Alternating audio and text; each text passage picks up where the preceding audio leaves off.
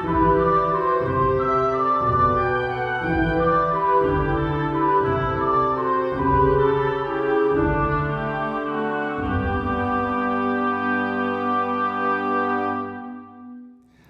minha amiga, olá, meu amigo, como é que vocês estão? Bem-vindos a mais um Evangelho no Lar, na verdade, um estudo sobre o Evangelho segundo o Espiritismo, obra fundamental da doutrina espírita. Nós estamos no capítulo que trata de Não se pode servir a Deus e a Manon, que fala sobre o embate entre você ser materialista ou ser espiritualista.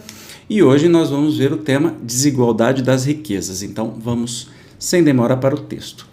A desigualdade das riquezas é um dos problemas que inutilmente se procurará resolver desde que se considere apenas a vida atual. A primeira questão que se apresenta é esta: por que não são igualmente ricos todos os homens? Não o são por uma razão muito simples: por não serem igualmente inteligentes, ativos e laboriosos para adquirir, nem sóbrios e previdentes para conservar. É, aliás, ponto matematicamente demonstrado que a riqueza repartida com igualdade a cada um daria uma parcela mínima e insuficiente, que, supondo efetuada essa repartição, o equilíbrio em pouco tempo estaria desfeito pela diversidade dos caracteres e das aptidões, que, supondo-a possível e durável, tendo cada um somente com o que viver, o resultado seria o aniquilamento de todos os grandes trabalhos que concorrem para o progresso e para o bem-estar da humanidade.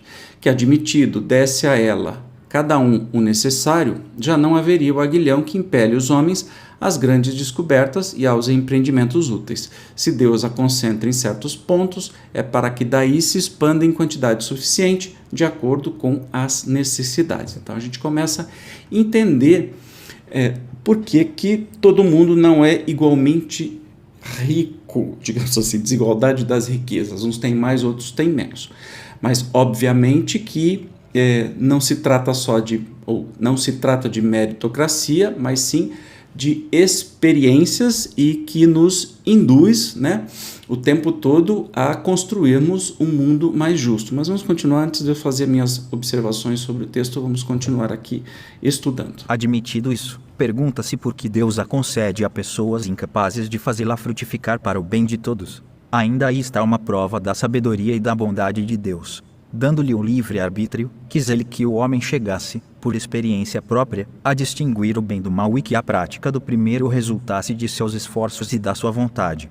Não deve o homem ser conduzido fatalmente ao bem, nem ao mal, sem o que não mais fora senão instrumento passivo e irresponsável como os animais. A riqueza é um meio de experimentar moralmente, mas como, ao mesmo tempo, é poderoso meio de ação para o progresso, não quer Deus que ela permaneça longo tempo improdutiva, pelo que incessantemente a desloca.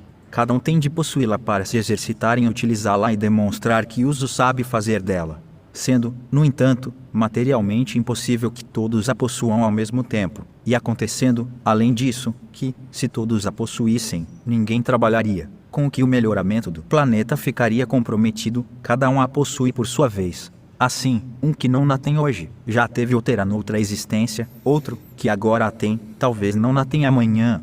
Há ricos e pobres, porque sendo Deus justo, como é, a cada um prescreve trabalhar a seu turno.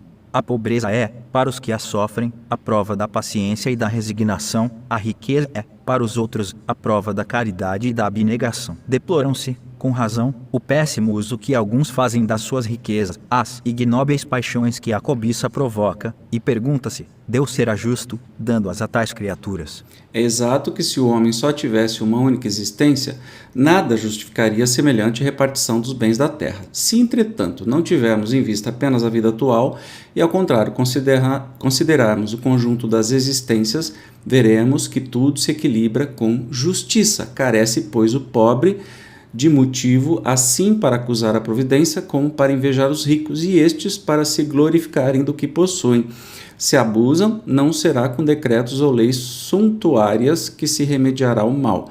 As leis podem, de momento, mudar o exterior, mas não logram mudar o coração. Daí vem serem elas de duração efêmera e quase sempre seguidas de uma reação mais desenfreada. A origem do mal reside no egoísmo e no orgulho. Os abusos de toda espécie cessarão quando os homens se regerem pela lei da caridade. Então, o que a gente aprende com essa lição? Porque essa desigualdade das riquezas, uns as têm mais, outros as têm menos. Tudo é experiência, né? A nossa vida é feita de experiência, as nossas vidas são. Hoje eu posso não ser rico, ontem posso ter sido. Eu acho, Evandro, que a riqueza é uma prova mais forte, mais importante e mais difícil do que a pobreza, né? Porque é muito mais fácil você se perder na riqueza do que se perder na pobreza. A pobreza te induz a, primeiro, te mantém trabalhando ou desenvolvendo, enfim, desenvolvendo suas habilidades e trabalhando para o bem coletivo. Já a riqueza não tem essa condição, e a riqueza insufla o egoísmo, né? Então, os dois males da humanidade, né? Egoísmo e orgulho, é recheado disso na riqueza. Já na pobreza é muito menos frequente. E por que essa desigualdade existe no planeta? A gente já viu muitas vezes estudos sobre isso por causa do orgulho e do egoísmo. Porque países que são mais evoluídos, né, politicamente, moralmente, é um país menos desigual, onde todas as profissões são equiparadas, todo mundo recebe mais ou menos a mesma coisa, desde o médico e aquela pessoa que faz a coleta de lixo ganham parecido, né? Que isso é justiça social, né? Então a gente tem que caminhar para isso, e quanto mais a gente caminha para isso, mais fáceis serão as nossas vidas, né? Não teremos já provas tão difíceis quanto ou a pobreza extrema ou a riqueza extrema, enfim. Mas já aí é um departamento que cabe a nós, não tem nada a ver com Deus.